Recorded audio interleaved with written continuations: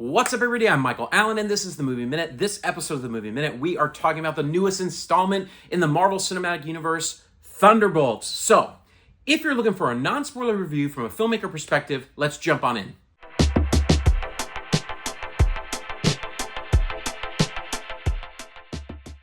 As soon as I saw a year ago that Eric Pearson was writing Thunderbolts, I was excited because Eric Pearson wrote Thor Ragnarok, which is one of my top 10 MCU films. Yes! I loved the writing in that film. It was amazing. And so I was hesitantly excited about this because I like the way he writes. I like how he writes character. And so I definitely was going into this film excited, as well as just the fact that the cast was like star-studded, right? It's a great cast. Now, that doesn't mean they've been leveraging this lately. I think Marvel has absolutely faded out of the limelight and is now trying to kind of climb back into relevancy, which is a bit sad, but it's also sometimes good for a series when you're struggling and it's about having to challenge yourself and do something different.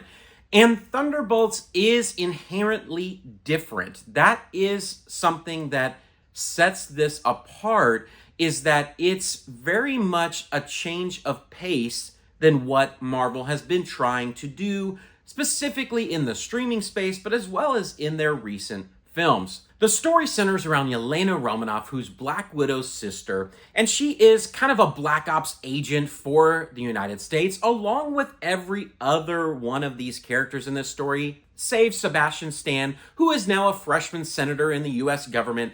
And as they are kind of processing all of these things, the loss, the grief, their current realities as these Black Ops agents, their paths begin to cross and they form an unfortunate yet unique team of reject Avengers to a certain degree, and then are searching for who is the enemy in this situation and who got us to be where we are right now. That is the gist of the story without any major spoilers, and this film could easily be spoiled, so I'm trying to talk very carefully here. So let's jump in and talk about a few of the things that I like. Really quick, if you're enjoying this video, like and subscribe. It really helps the channel grow, and I'd love to have you a part of this movie community with me. I think what's most obvious about this film is the cast. The cast is absolutely incredible. Florence Pugh is amazing. We all know that, but she really elevated this film. I think her character is just so unique, and she really brought it here. I mean, her scenes are so emotionally impactful, including her scenes with Lewis Pullman. I mean, the emotional tension and connection and chemistry on screen between those two is really, really special.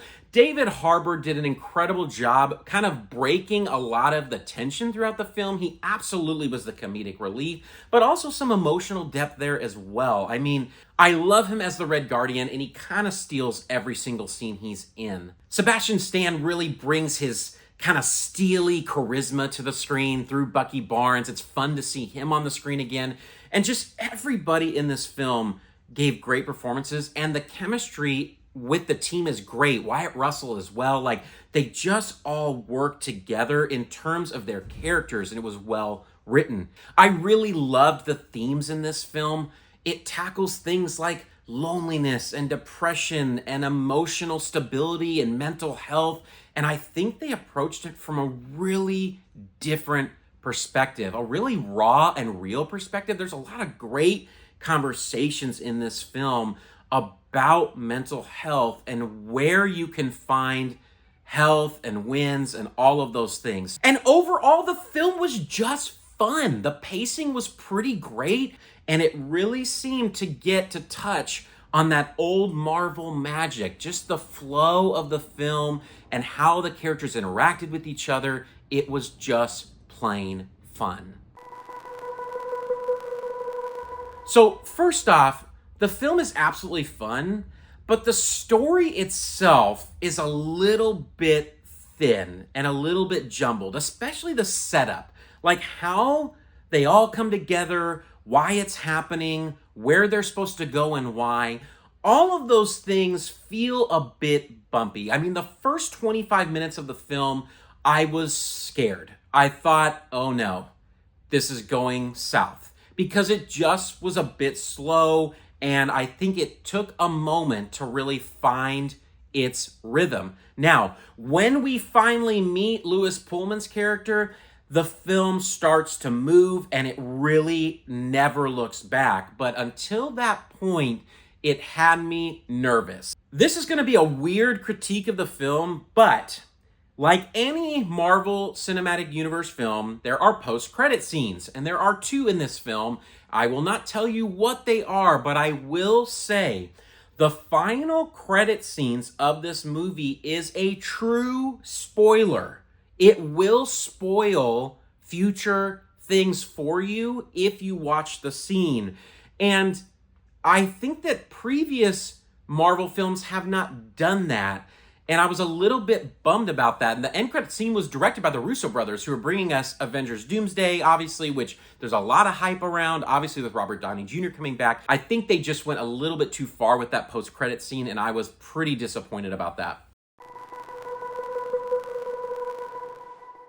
From an entertainment rating, I was definitely entertained in this movie. If not for the first slow 25 minutes, it would have been a 10 out of 10. So I'm going to give it a 9 out of 10 for entertainment for me. I really did enjoy it thoroughly. From a critics rating, I think everything was really good except for that kind of thin setup, and some of the connecting tissue for the narrative was a bit loose. And so I'd probably give it an 8 out of 10 for critics rating. And so 8.5 out of 10 for Thunderbolts. From a badge standpoint, this film is absolutely a popcorn bucket. I think it was so much fun. I laughed. I definitely was on the verge of tears a couple times. It's just an entertaining movie, and it's fully worthy of experiencing in the theaters. At the end of the day, Thunderbolts is a bit of a return to form for Marvel. I definitely am so pumped now for the Marvel slate heading into the rest of the year.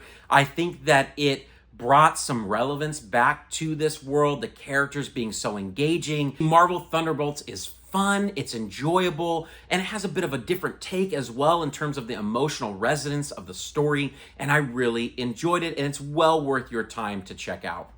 If you're looking for more non-spoiler reviews from a filmmaker perspective, please like and subscribe. It really helps the channel grow, and I'd love to have you a part of this community with me. And until next time, everybody, peace out.